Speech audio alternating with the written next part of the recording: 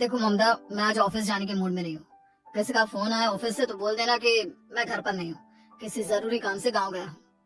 ठीक है, मैं चला सुने, बाकी मैं संभाल लूंगा। ममता बेचारी, जैसा नाम वैसा ही नेचर। ना कभी झूठ बोला, ना फरेब, ना किसी से चालाकी की, ना किसी की पंचायत। सुन लेती है पति की बात और फिर कुछ देर बाद फोन आता है। हेलो, कौन? मैं सुनील का बॉस बोल रहा हूँ। दफ्तर में इतना काम पड़ा है, अभी तक ऑफिस नहीं आया। वो क्या कर रहा है? फोन दीजिए उसे। जी वो तो सो रहे हैं। कह रहे हैं कि आज गर्मी बहुत है तो घर के मजे लेंगे। बॉस को बीवी की बात पर गुस्सा आ जाता है। तो उसे बोल दीजिएगा कि अब घर में गर्मी के ही मजे ले, कोई जरूरत नहीं है यहाँ आने की। ये बोलकर बॉस फोन रख देता है। ममता सारी बात सुनील को बता देती है। न जाने किस बेवकूफ से पाला पड़ा है, समझ नहीं आता। तुम्हारे कारण मेरी नौकरी चली गई। अरे झूठ बोलने में क्या जा रहा था तुम्हारा? ममता को समझ में नहीं आ रहा था कि उसकी खता क्या थी। अरे जो है वही तो बोला। फिर एक रोज, बाहू, अरे बाहू, कहाँ है तेरा पति? इस महीने घर के खर्चे के पैसे भी नहीं भेजे। क्यों? माँ बाप की फिक्र खत्म हो गई है क्या उसे? पाई लागू माँ जी, वो ये बोल रही थी कि माँ को क्या है, घर का राशन, खेत का पैसा, मवेशी का दूध, फिर भी न जाने क्यों मेरे सर पर भार देकर बैठी है।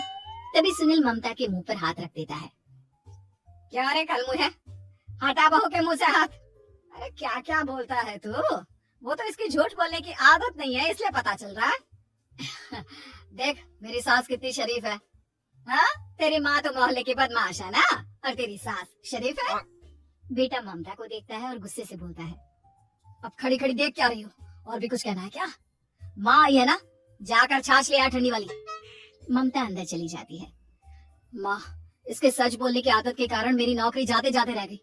वो तो मैंने अगले दिन जाकर पैर पकड़ लिए मालिक के, नहीं तो। सब जानता है बहू की आदत नहीं है झूठ बोलने की, तो तू शांत क्यों नहीं रहता? क्यों उसे झूठ बोलने को बोलता है?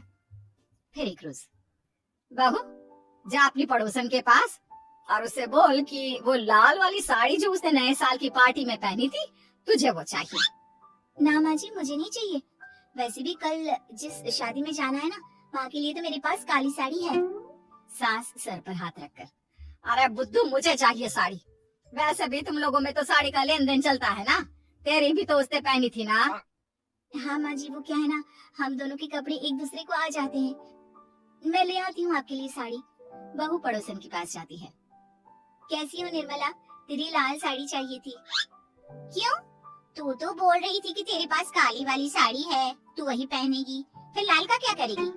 अरे मैं तो काली ही पहनूंगी, लेकिन मेरी सास ने देखी थी तेरी लाल साड़ी, वो नए साल की पार्टी में तूने पहनी थी ना, तो इसलिए वो मांग रही है।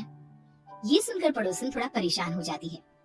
देख ममता, तेरे लिए तो मैं एक बार को साड़ी दे भी देती, लेकिन तेरी सास के लिए नहीं। वो क्या है ना, तू तो जानती है कितनी गंदी आदत है तेरी सास की। खाया पिया सब कपड़े पर ही पोंछ देती है। मेरी लाल साड़ी बहुत महंगी वाली है, पता चले उस पर हल्दी तेल का निशान लगा हो।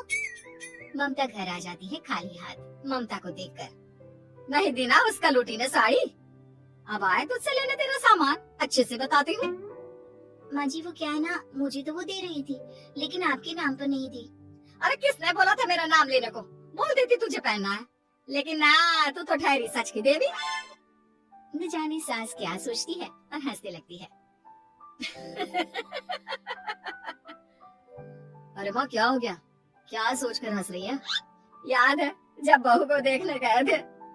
हाँ बस सही बात है। याद आ गया, कैसे मेरी सास बाजार के खाने को बोल रही थी कि ममता ने बनाया है। और बहू ने आकर सब बता दिया कि ये सारा खाना तो बाजार से आया है, वो भी कल्लू हलवाई की दुकान से। ममता दोनों की बात सुन रही थी। हाँ माँ जी, वो कल्लू हलवाई का ही था। मुझे तो आज तक पता नहीं चला कि माँ ने क्यों कहा कि मैंने बनाया है। खैर, मैं तैयार होती हूँ, शादी में जाना है ना। पूरा परिवार शादी में जाता है, जहाँ खाना वाना खाकर सभी बैठे होते हैं कि एक औरत ममता की सास से कहती है, क्या बात है बहन जी, मेरी आपकी बात हुई थी तो आप तो बोल रही थी कि लाल साड़ी पहनने वाली हैं, तो मैंने ये काली पहन ली। पता होता कि आप लाल नहीं पहन रही हैं तो मैं ही अपनी लाल पहनाती। अच्छा जी, तो इसलिए पूछा जा रहा था। अरे इतनी साड़ियां हैं कि क्या बताऊं। मैंने सोचा तो था पर ये सामने दिख गई तो यही पहन लिया। अच्छा, मेरी तो तैयारी काफी दिन से चल रही थी, फिर भी आज ऐसा लग रहा है कि ठीक से तैयार नहीं हुई मैं। तभी आ जाती है हमारी सच्ची बहू, ममता बहू। आंटी जी वो क्या है ना, पड़ोसन की लाल साड़ी माँ जी को पहननी थी, लेकिन आप तो जानती है माँ जी की आदत, सारा खाया पिया कपड़ों पर ही पोंछ देती है, तो उसने साड़ी देने से ना ऐन वक्त पर मना कर दिया, तो अब इन्होंने ना मेरी साड़ी पहनी है। औरत ममता की सास को घूरती है। अरे मांग कर ही साड़ी पहनी थी क्या? हम जैसे तो खुद की ही साड़ी पहनते हैं, चलो चलते हैं। सास का गुस्सा अब ममता पर फूट पड़ता है। अरे क्या जरूरत थी ये बात सबसे कहने की। अरे घर की इज्जत का कोई ख्याल है कि नहीं तुझे? मैंने क्या बोल दिया माँ जी? मुझे क्यों डांट रही है? मेरी गलती क्या है? ममता को रोता देख सुनील आ जाता है। अरे माँ क्या हो गया? पता है ना शादी का माहौल है। सास सारी बात बेटे को बता देती है। देख रहा है तेरी बहू का हाल। अरे इस लड़की को तो ये भी नहीं पता कि कब कहाँ क्या कैसे बोलना है। अरे लेकर जा इसे यहाँ से। सभी घर आ जाते हैं। सास का मुंह तो फुला ही रहता है कि एक दिन। चलो बेटा, बहुत दिन तुम लोगों के साथ रह ली, आप चलो। वैसे भी ऐसी बहू के साथ समय कैसे कटे, जो ना झूठ बोलती है ना लोगों के चुगले करती है। अरे गाँव में ही ठीक हूँ मैं, कम से कम 4 घर की खबर तो मिलती रहती है, वो भी मसाला डालकर। कैसी बात कर रही है माँ? अभी तो आई है, रह जाना, कितना अच्छा लगता है तेरे रहने से घर। तभी ममता आ जाती है। अच्छा लगता है, लेकिन आप तो बोल रहे थे कि न जाने कब तक रुकेगी, जाने का नाम ही नहीं ले रही। जाए तो कम से कम घर में थोड़ा सा फ्री सा तो फील करूं, यही बोल रहे थे कल माँ जी आपके लिए। सास बेटे को देखती है लेकिन क्या कहती बेचारी, जब अपना ही सिक्का खोटा हो। चली जाती है चुपचाप गांव। फिर एक रोज घर की घंटी बजती है, सामने खड़ा होता है सुनील का बॉस। सुनील है क्या घर में? वो क्या ना, मैं यहाँ से गुजर रहा था तो सोचा थोड़ा ऑफिस का काम डिस्कस कर लूं। ममता कुछ कहती कि तभी वहाँ सुनील आ जाता है। अरे बॉस आप आइए आइए। क्या बात है, घर तो बहुत सुंदर है। वैसे भाभी जी आपकी खूब बातें सुनी है कि आप कभी झूठ नहीं बोलती।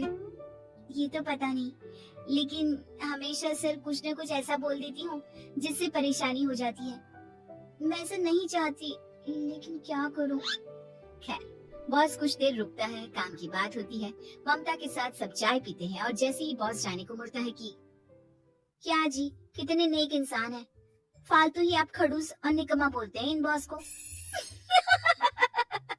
अब क्या बॉस के कान तक खुद के लिए अनमोल वचन पड़ जाते हैं और फिर ओह तो ये बात है।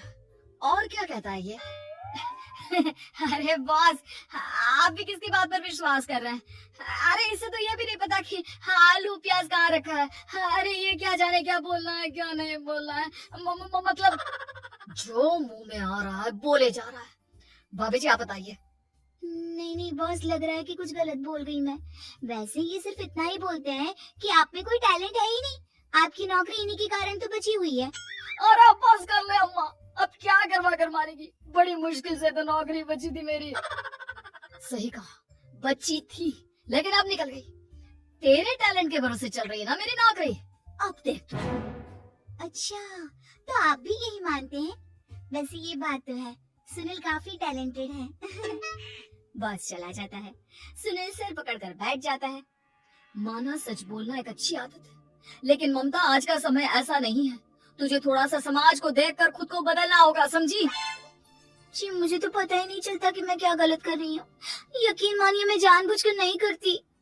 सुनील सोच लेता है कि वो किसी न किसी तरह अपनी बीवी के इस भोलेपन का इलाज करके रहेगा, लेकिन सवाल ये कि कैसे का जवाब अब मिल जाता है। और फिर एक रोज ममता की माँ आती है।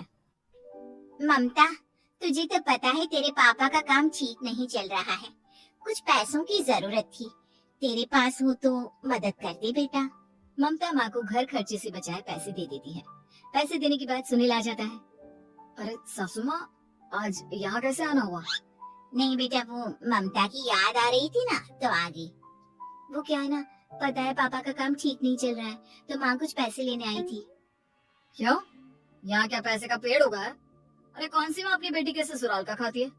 कोई जरूरत नहीं है पैसे देने की। वापस कर दो माँ जी पैसे और निकलो यहाँ से। आगे से यहाँ पैसे लेने नहीं आना। सुनील ये बोलकर निकल जाता है। उसके जाने के बाद, बेटा ममता, तूने मेरी बेइज्जती कराने के लिए यहाँ बुलाया था क्या? अरे छोटा सा झूठ बोल देती तो तेरी माँ की इज्जत बच जाती। लेकिन चलती हूँ मैं। सास बाहर जाकर बाहर खड़े सुनील से कहती है, तेरे कहने पर बेटा हमने ये नाटक तो खेल लिया, लेकिन उसका क्या असर होता है ये नहीं पता।